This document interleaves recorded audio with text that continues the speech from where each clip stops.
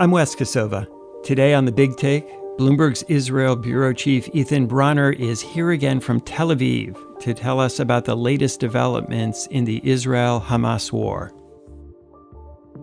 Ethan, a lot has happened since we spoke last week, and right now it seems that a lot of the focus is on this effort to try to free as many of the hostages Hamas took as possible. Can you tell us what's happening with that right now?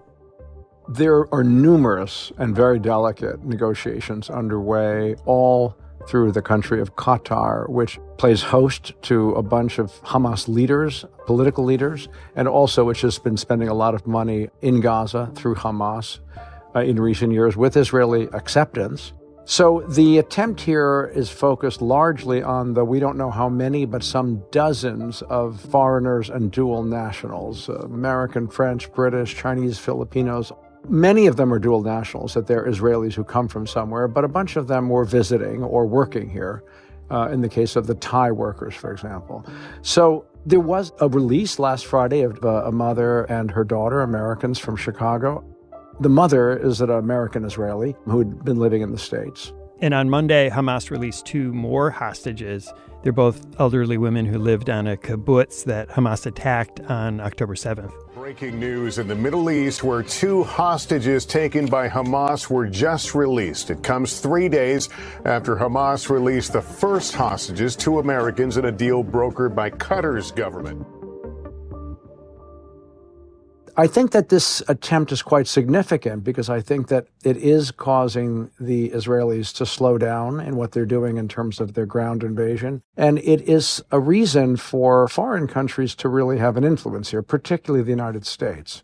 And I think broadly, the U.S. is trying to get Israel to think calmly about the situation that it is in. And it is a very difficult task. The fury, the humiliation, the anger, the sense of betrayal that pervades Israel since the October 7th attack are just overwhelming. And the military, which was not where it needed to be to save its citizens, wants to get revenge. They don't like to talk about the word revenge. It feels ugly, but it's inevitable that that's partly what's at stake here. When President Biden came here last week, he came with a very reassuring manner, a hug, literally a hug to people who were relatives of victims, but also kind of a broad hug for the whole country, which meant a lot to the people here. Early this morning, I returned from Israel. They tell me I'm the first American president to travel there during the war. I met with the Prime Minister and members of his cabinet.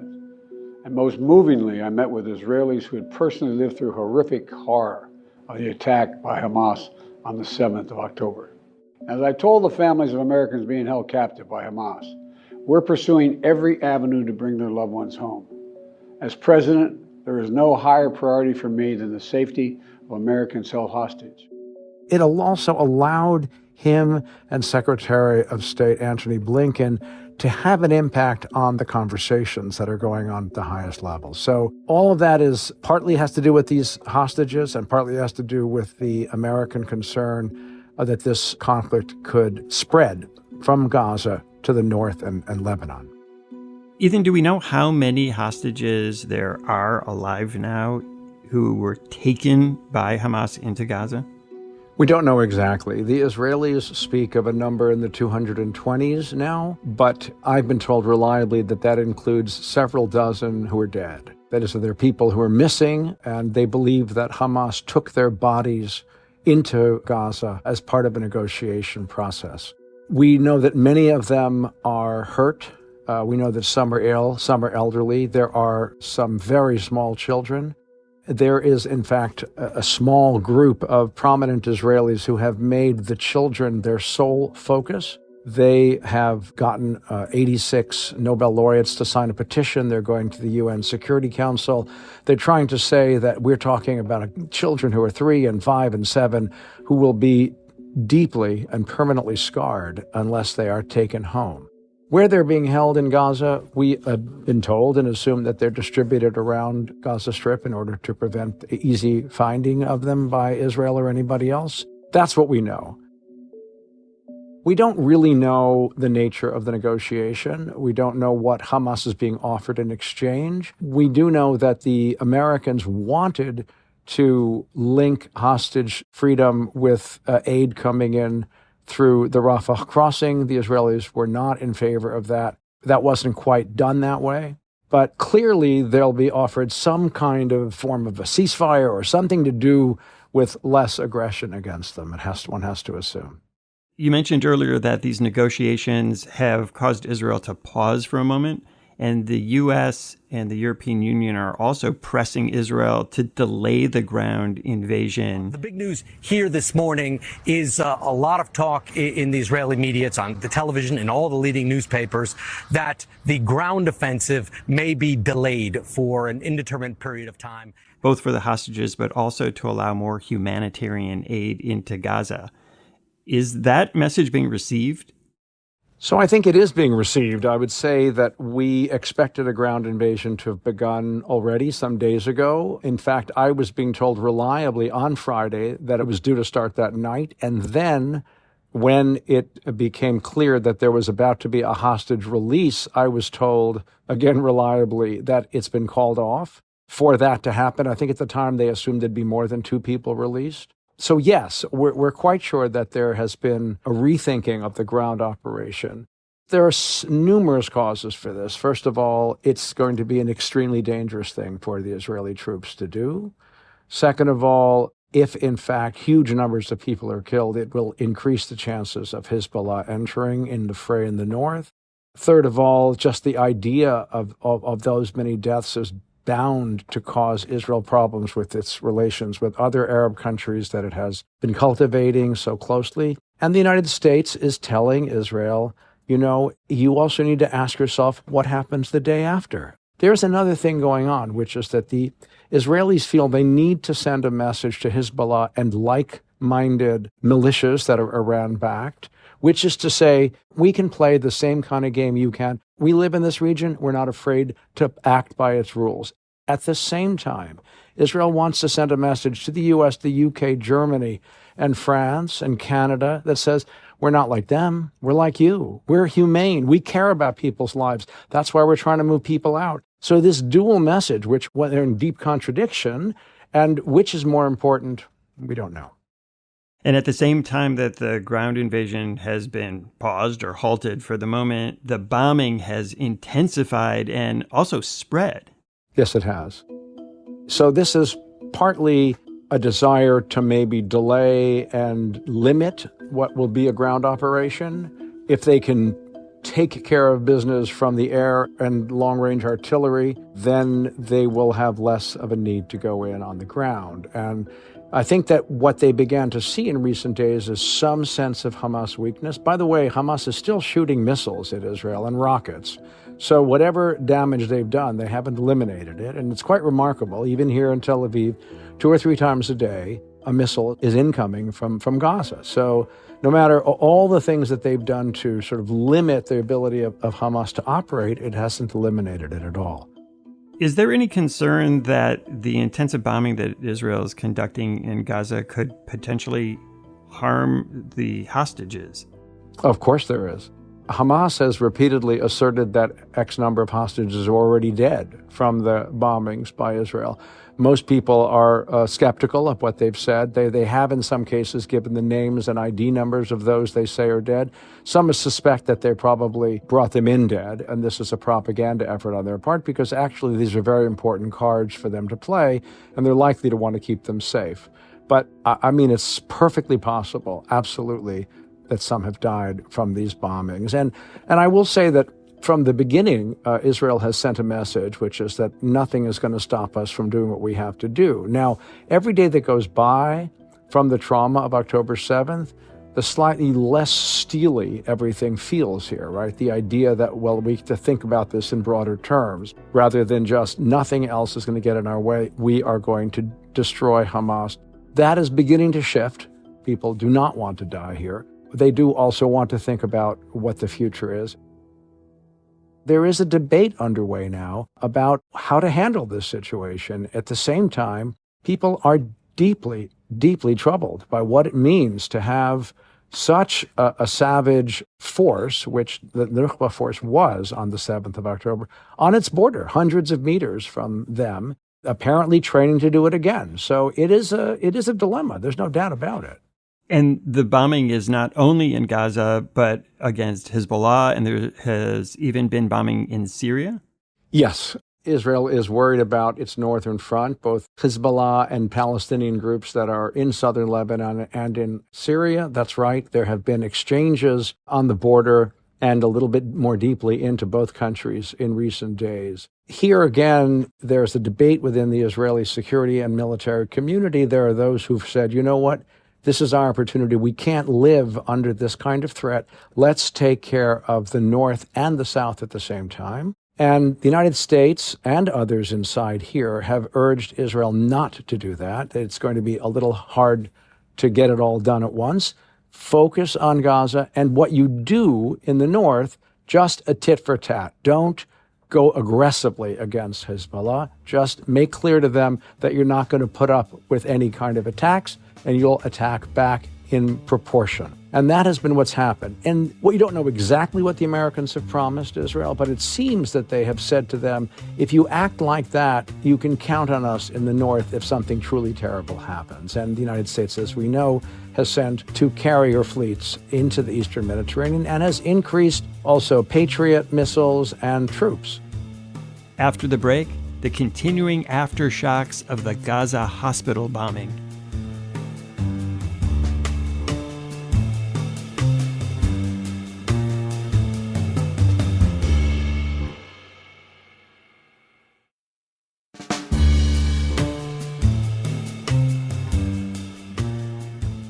Ethan, another source of great tension over the past week has been trying to figure out who is responsible for the bombing of the hospital in Gaza. We're talking about the Al-Ahli Baptist Hospital in Gaza City, and when an explosion occurred mostly in the parking lot of that, where a lot of people were sheltering, the Hamas health ministry issued a statement saying that hundreds were dead and that it was from an Israeli attack. And then the Israelis at the time said, look, we're unaware that it's us, but we'll look into it. And then within maybe 12 hours or so, they issued a bunch of evidence that it was not they, that they, for example, showed how it came from behind the hospital from a failed Islamic Jihad shooting toward Israel. And they even released an audio recording between 2 Hamas operatives saying it looks like it was us. It doesn't look like it was them. And now I think the Pentagon and other Western governments have looked at the details and have all come to the conclusion that it was indeed not Israel that did it. But of course, you know, the assertion that it was Israel canceled the meeting that President Biden was due to have with Arab leaders in Amman, Jordan, after he left Israel. And it created enormous anger in the streets of the Muslim world. So it's a terrible problem. Part of the reason that the U.S. and the EU are trying to forestall this ground invasion of Gaza is to get humanitarian aid into the Gaza Strip. What is the situation now on the ground there for civilians who are living there? And what is the latest in trying to get that aid to them? Some dozens of trucks have gone in. This is a live picture of the Rafah crossing where the first aid trucks are finally making their way from the Egyptian side of the crossing into Gaza, where they will be inspected. It is a very difficult situation for the people on the ground. I have to tell you that journalists are not able to get in from the Israeli side or the Egyptian side, so we don't have anyone on the ground. Our correspondent is in phone conversation with people there, who he himself is from Gaza, but not in it right now. I don't think any of us would want to find ourselves in that situation. It's an extremely threatening and upsetting one. They've been asked and told by Israel to leave large sections of the northern part of the Gaza Strip and go south. And many of them are, 40 to a house now and that sort of thing. So it's very difficult. I think people are deeply uncomfortable and afraid. People are being killed in large numbers. It's 5,000 people. And according to the Hamas health authorities, most of them are women, children, civilians. Do you think that more convoys of aid will be allowed in to come through the Egypt border crossing?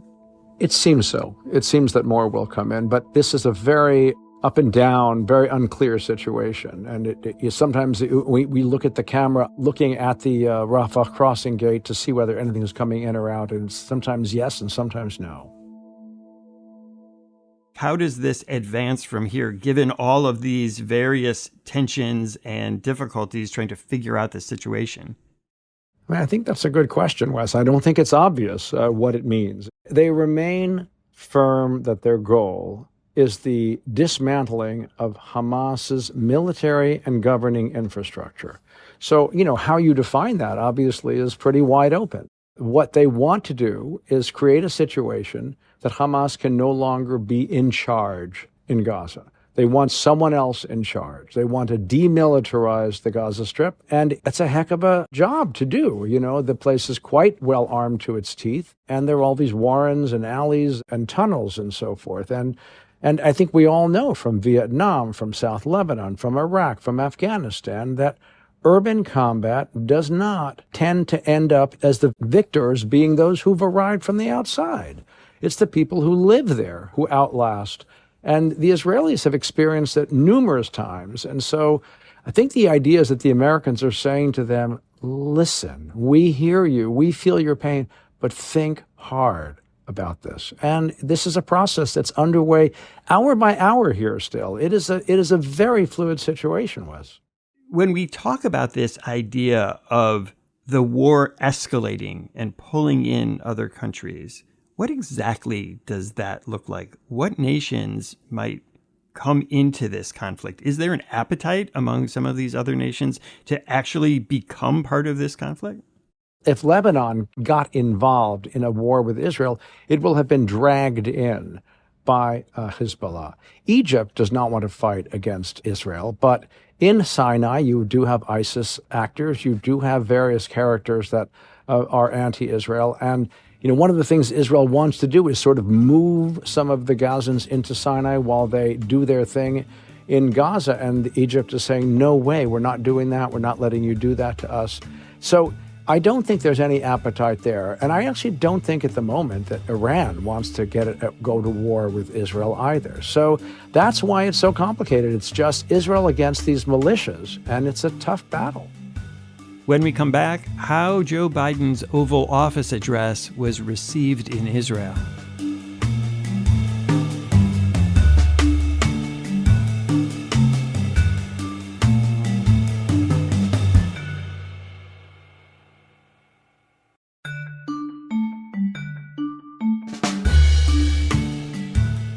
Ethan, you mentioned earlier the effect that Joe Biden's visit to Israel had.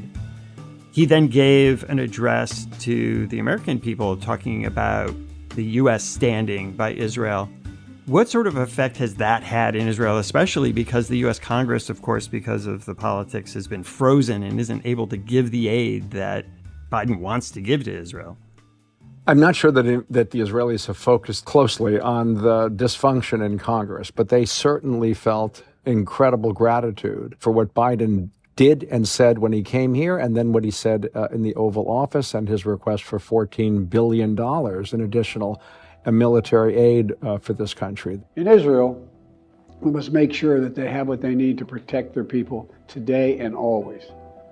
The security package I'm sending to Congress and asking Congress to do is an unprecedented commitment to Israel's security that will sharpen Israel's qualitative military edge, which we've committed to, the qualitative military edge. We're going to make sure Iron Dome continues to guard the skies over Israel. We're going to make sure other hostile actors in the region know that Israel is stronger than ever and prevent this conflict from spreading. People are unbelievably grateful. I mean, I just yesterday, I got my hair cut at the end of the day, and my barber said, Trump wouldn't have said those things. Not even Trump would have said those things. That Biden, he is amazing. And Ethan, the nature of that relationship and the trust that Israel has put in the U.S. also lets the U.S. tell Israel, hey, you have to slow down, and Israelis will listen in a way that perhaps they wouldn't listen to others. Yes, the Israelis understand that those carriers in the Mediterranean and that all of that equipment, all of that aid that the United States is bringing and saying, we're going to help you make sure that Hezbollah doesn't enter this war. This is not a joke. This is serious stuff. And that means that when these Americans make requests, these guys are much more willing to yield to those requests. And I have to say that Biden and Blinken and Lloyd Austin apparently have been not ordering anybody around, totally in a kind of big brother mode.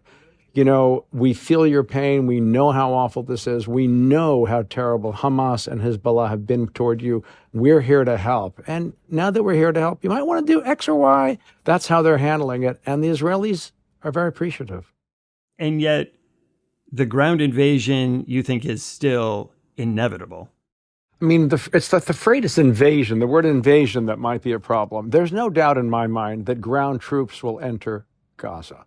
There's no doubt. But I don't know in what fashion, at what length, at duration, numbers. I think all of that is still being heavily debated. And that's why, as they examine the air war and the effect of the air war, they try to figure out what they might have to do on the ground. They can't, based on what I have been told, not go in at all. I mean, there are those who are saying it, but it seems to me a very, very small minority. And, you know, it could change. But I can't believe they won't go in on some level, in some fashion, relatively soon. Is there any conversation about what would happen after Israel moved in? Say they are able to eliminate Hamas in Gaza. What comes next? Right. Well, I think that's part of the whole problem, that the United States is trying to persuade the Israelis to think very hard. One of the things is that historically, Israel has not wanted to destroy Hamas, thinking better Hamas than chaos. That's been the argument. But now they feel that Hamas is such an evil force and so dead set in favor of killing Israelis that they have no choice. And I think the Americans have accepted that. But remember this, that Netanyahu has not been very helpful to the Palestinian Authority, the other force in the Palestinian politics, which holds sway in the West Bank. And so I think that the United States sees this as an opportunity to nudge the Israelis toward a more supportive stand of the more moderate Palestinian forces in the West Bank, and maybe bring them in to Gaza. I mean, look, it's a bit of a pipe dream because it's not a very powerful organization, the Palestinian Authority right now. But, you know, somebody has to take charge. Israel doesn't want to be there, and nobody else wants to be there. So it needs to be a Palestinian ruling of some kind. Ethan, thanks so much for speaking with me again today. Good to talk to you, Wes. Take care. Thanks for listening to us here at The Big Take. It's a daily podcast from Bloomberg and iHeartRadio. For more shows from iHeartRadio, visit the iHeartRadio app, Apple Podcasts, or wherever you listen. And we'd love to hear from you. Email us questions or comments to bigtake@bloomberg.net. This episode was produced and engineered by our supervising producer, Vicky Vergolina. Our senior producer is Catherine Fink. Our original music was composed by Leo Sidran. I'm Wes Kosova. We'll be back tomorrow with another Big Take.